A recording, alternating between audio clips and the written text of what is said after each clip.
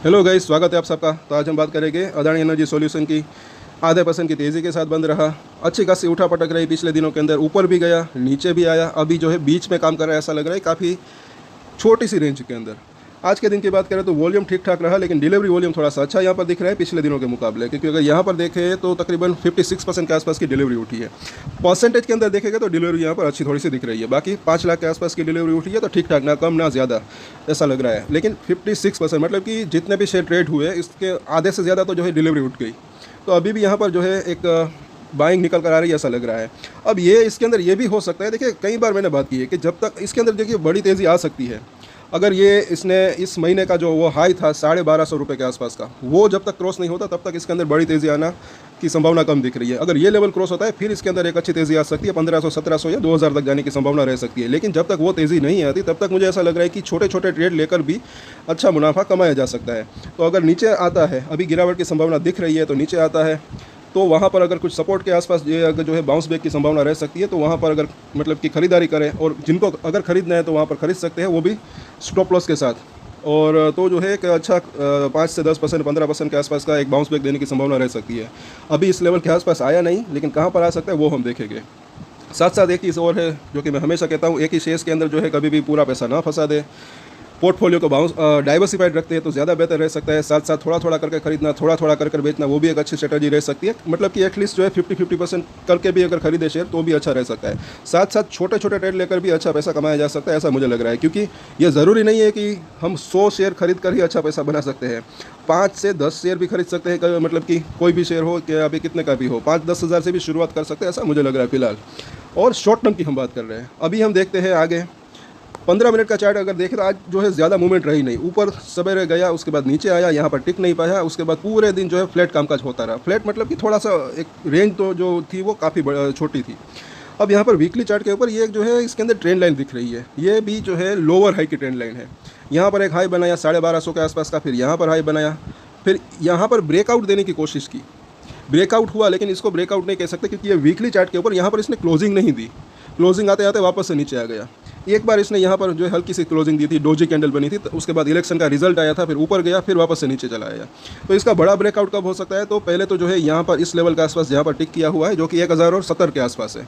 इस लेवल को पार कर दे, उसके बाद ये जो इसने हाई बनाया था इसको पार करे, तब इसके अंदर अच्छी तेज़ी आ सकती है। ये लेवल क्यों, ये हाई इतना इंपॉर्टेंट है, वो हम आगे देखेंगे। यहाँ पर सबसे पहले तो जो है ये ट्रेंड लाइन की हम बात करें, यहाँ पर जो टिक किया हुआ है 1070 के आसपास, उसी लेवल के आसपास 200 दिनों का मूविंग एवरेज है। तो पहले तो ये लेवल पार होना ज़रूरी है, उसके बाद जो है आगे और तेज़ी की संभावना रह सकती है, क्योंकि यहाँ पर 200 दिनों का मूविंग एवरेज है, बड़ा मूविंग एवरेज है। डेली चार्ट के ऊपर जो हम इसको देखते हैं तो इसकी जो मिडिल लाइन है बुलिंजर बैंक की, इसको अभी ये पार नहीं कर पा रहा है। अगर पार नहीं कर पाता तो ये 930 तक आ सकता है, जो कि इसकी निचली लाइन है। और इन तीनों ही लाइन के अंदर डेली चेंजेस होते रहते हैं, लेकिन अगर इसको पार कर देता है तो 1170-80 के आसपास जा सकता है, जो कि इसकी ऊपरी लाइन है। MACD को देखें तो डेली चार्ट के ऊपर जो है थोड़ी सी आज भी स्ट्रेंथ बढ़ी है, और ये काफ़ी दिनों से ये सिलसिला चालू है, लेकिन अभी तक बुलिश क्रॉसओवर नहीं हो पा रहा है, हल्की हल्की तेज़ी आ रही है। अब यहाँ पर देखें ज़रा RSI को, तो ये काफ़ी इंटरेस्टिंग दिख रहा है, 47 के आसपास पहुँच चुका है। अभी अगर इसके अंदर गिरावट आती भी है तो अगर ये 30 के आसपास आता है तो वहाँ से एक अच्छा खासा बाउंस बैक आ सकता है, जैसे कि यहाँ पर आया था इस लेवल के आसपास। जैसे ही वहाँ पर 30 के आसपास आया, उसके बाद अच्छा खासा बाउंस बैक आया, तो वापस से अगर 30 के आसपास आता है तो अच्छा बाउंस बैक आ सकता है। तो अगर आपकी इसके अंदर होल्डिंग है तो हम इसके ऊपर डेली टेक्निकल चार्ट के ऊपर एनालिसिस करते हैं, सब्सक्राइब जरूर कर लेना हमारे चैनल को। अब यहाँ पर देखें तो ये आप देख सकते हैं वीकली चार्ट के ऊपर ये जो इसने हाई बनाया था, टेक्निकल चार्ट जो है काफ़ी यूज़फुल रह सकते हैं। ये आप ज़रा देखें, बिल्कुल इसका 200 वीक का मूविंग एवरेज, बड़ी मूविंग एवरेज है। उसी लेवल के आसपास जो है इस हफ्ते में जब इलेक्शन के रिजल्ट थे, उस हफ्ते में जो है वहाँ पर हाई बनाया, उसको क्रॉस नहीं कर पाया, वहाँ पर रेजिस्टेंस फेस किया। तब हमने बात भी की थी इसके ऊपर, और कुछ लोगों को फ़ायदा भी हुआ होगा कि यहाँ पर बेचकर वापस से नीचे में लिए होंगे, किसी ने हमें कुछ कमेंट्स भी आए थे। और इसी वजह से अब ये लेवल जब तक पार नहीं होता तब तक इसके अंदर या तो कंसोलिडेशन या तो प्रॉफिट बुकिंग आ सकती है। लेकिन अगर ये लेवल पार हो जाता है, जब भी ये पार होता है, तब इसके अंदर उसके बाद एक अच्छी तेज़ी आने की संभावना रह सकती है। और यहाँ पर आगे हम देखें, कल की अगर रेंज की बात करें तो नीचे में जो है तकरीबन 995 और ऊपर में जो है 1055 के आसपास की है कि ये रेंज रह सकती है। अगर सपोर्ट और रजिस्ट्रेशन की बात करें, पहले सपोर्ट हम देख लेते हैं। पहला सपोर्ट एरिया जो इसका दिख रहा है डेफिनेटली 1000 रुपये के आसपास का जोन, उसके बाद जो है 975 से 950 की एक रेंज, उसके नीचे जो है तकरीबन 920 रुपये से लेकर 900 रुपये का लेवल। तो ये अभी जो है इसके 3 शॉर्ट टर्म की हम बात करें तो सपोर्ट दिख रहे हैं।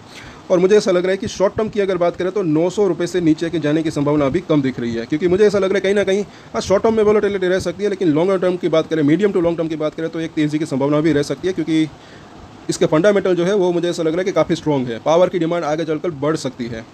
और अब रजिस्ट्रेशन की बात करें, अगर बाउंस बैक आता है तो पहला रजिस्ट्रेशन एरिया इसका जो है 1055 के आसपास, उसके बाद जो है तो तकरीबन 1075, और उसके बाद जो है 1100 रुपये से लेकर 1120 की है कि ये एक रेंज दिख रही है। अगर ये लेवल पार होता है तो वापस से 1200 1250 तक जा सकता है। तो इन सभी सपोर्ट और रजिस्ट्रेशन के ऊपर नज़र बना के रख सकते हैं। वैसे थोड़ी सी अभी भी इसके अंदर वीकनेस की संभावना दिख रही है, क्योंकि मुझे ऐसा लग रहा है कि मार्केट के अंदर शायद हो सकता है कि प्रॉफिट बुकिंग आए, तो उसके चलते इसके अंदर भी प्रॉफिट बुकिंग आ सकती है। लेकिन अगर नीचे में अगर किसी को ख़रीदना है शॉर्ट टर्म के लिए, तो मतलब कि वहाँ पर ख़रीदना है तो ख़रीद सकते हैं, वो भी स्टॉप लॉस के साथ। और इसके ऊपर भी हम चर्चा करेंगे अगर ये नीचे आता है तब की बात है। और आज के वीडियो में इतना ही। अगर अच्छा लगा तो लाइक शेयर एंड सब्सक्राइब करें हमारे चैनल को। और एक स्टैंडर्ड डिस्क्लेमर जो कि मैं हमेशा देता हूँ, आप कोई भी ट्रेड ले उससे पहले अपनी रिसर्च करें, अपने फाइनेंशियल एडवाइजर की सलाह ले, उसके बाद ही कोई डिसीजन ले। और डिसीजन ले तो उसकी जिम्मेदारी मैच्योरिटी के साथ खुद ही ले। ये वीडियो मैंने एजुकेशन पर्पस के लिए बनाई, मेरी तरफ से कोई भी बाय या सेल की रिकमेंडेशन नहीं है। Thank you.